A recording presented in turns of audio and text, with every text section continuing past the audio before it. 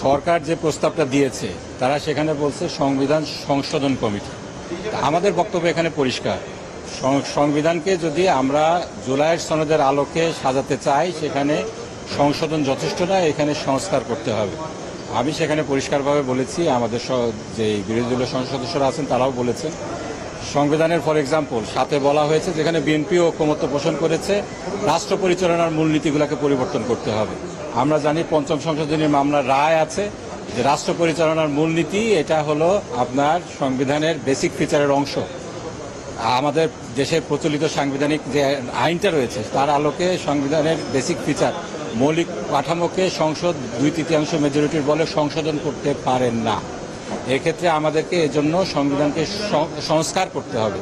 এজন্য আপনি যদি সংবিধান সংশোধন কমিটি করেন সেখানে তো আমাদের অংশগ্রহণ করা এটা একটু ডিফিকাল্ট।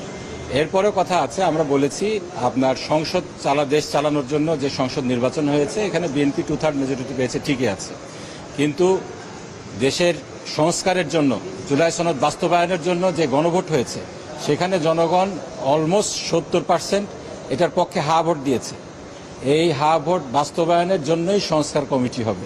সেক্ষেত্রে এজন্য বিএনপির সংসদে 2/3 মেজরিটি আছে, তারা ইলেকশনে জিতেছে, এই জন্য তাদেরকে এখানে 2/3 মেজরিটির প্রপোর্শন অনুযায়ী সেখানে বেশি সিট দিতে হবে কমিটির মধ্যে, আর আমাদের সেখানে কম সিট থাকবে। সেখানে তারা ব্রুট মেজরিটির কারণে তারা সেখানে যা ইচ্ছা তাই করবে, সেটা তো আসলে হতে পারে না।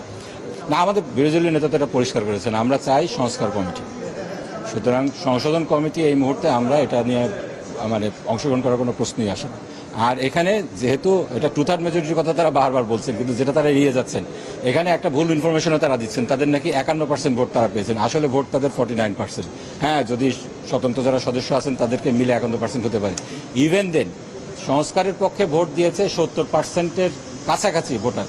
তো তাদের কনসার্নটা রেজ করার জন্য, তাদের বিষয়টা স্বার্থটাকে দেখার জন্য আমাদের সংশোধন কমিটি, যেটা সংশোধন কমিটি তো না, সংস্কার কমিটি, সেখানে ইকুয়াল রিপ্রেজেন্টেশন থাকতে হবে। দৈনিক আজকের বাংলা .net